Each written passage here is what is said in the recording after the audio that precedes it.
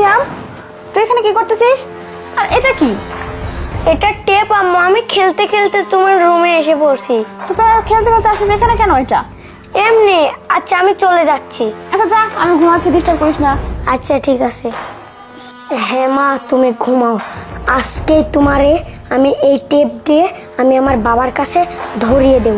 আর এই টেপে তোমার আঙ্গুলের ছাপ আছে।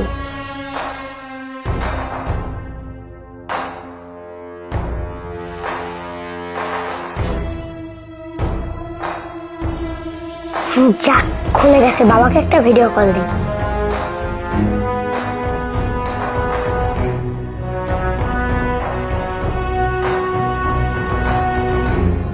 দাদা ভাই যা তুই। বৌমা, বৌমা, বৌমা। ইস, ওই যে আই বুড়ি, তুই এই রুমে কিসের জন্য? না ওই যে কাপড় লতা যা দিছিল সব ধোয়া শেষ, থালাবাটিও যা আছে সব ধুইছি, এখন কি করতে হবে বৌমা? এই তোকে আমি বলছিলাম না যে কাপড় চাপড় ধোয়া হয়ে গেলে রান্না বান্না করতে মাথায় কি কিছু থাকে না? ভুলে যাস কেন? হ্যাঁ ভুলে যাস কেন? আর তুই দেখতেছিস আমি এখানে ঘুমাচ্ছি, তোর কি আমার সুখ সহ্য হয় না? বুড়ি সুখ সহ্য হয় না? আমি সহ্য হয় না, সহ্য হয় না তোর? হ্যাঁ তোকে আজকে মারবো না, মারতে শেষ করে ফেলবো। মারবো না? হ্যাঁ আমি ঘুমাচ্ছি, রেস্ট করতেছি, তোমার সহ্য হচ্ছে না। তুমি কি রান্না করবে? তোমার কাপড় চোপড় ধোয়া গেছে, মাথায় কি থাকে? মাথায় কি থাকে? ওটা থাকে না যে কাপড় চোপড় ধোয়া রান্না বান্না করতে হবে?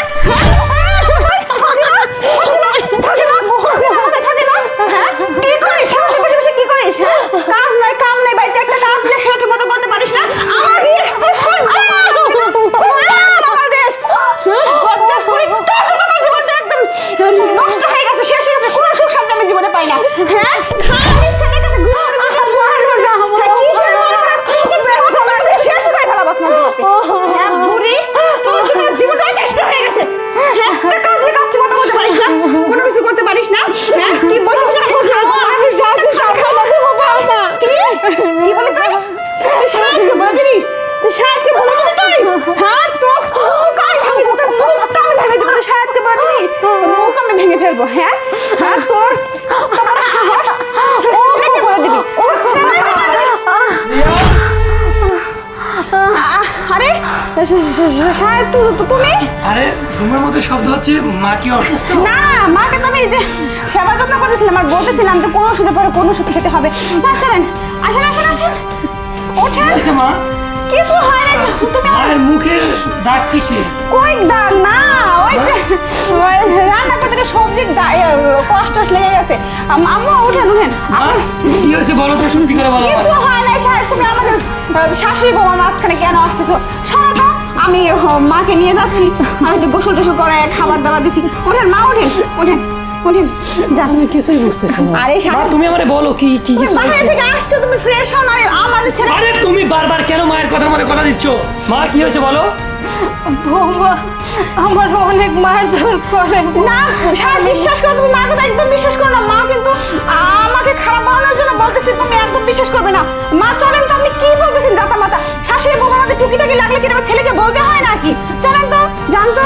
রিয়া তুমি কি মনে করছো? হ্যাঁ মা তুমি এখানে বসো, মানে বসো। তুমি আমার মাকে কোনো অত্যাচার করো না, তাই না? না মানে তুমি সাহেব শোনো, এর আগেও অনেক কিছু হয়েছে, মা কিন্তু আমাকে লুকাইছে।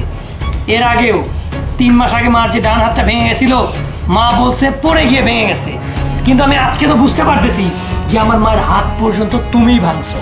মানে তুমি সাহেব কি বলতে চাচ্ছ? তো আমাকে আমি অত্যাচার করি? আমি প্রমাণ ছাড়া কোনো কথা বলি না। তুই কি মনে করছিস? হ্যাঁ এই দেখ ভিডিও কল দেখতে পারতেছিস? এই দেখ তোর ফোন থেকে আমার ছেলে ভিডিও কল করেছিল, এবং সেই ভিডিও কলে আমি বাহিরে বসে বসে সব দেখেছি যে তুই আমার মাকে কি পরিমাণ অত্যাচার করেছিস। তুমি আমার ওই কখন এই কাজ করলো? কখন এই কাজ করলো মানে? কখন এই কাজ করলো? হ্যাঁ তুই আমার মাকে এভাবে নির্যাতন করবি এটা আমি মেনে নেব কখনো না।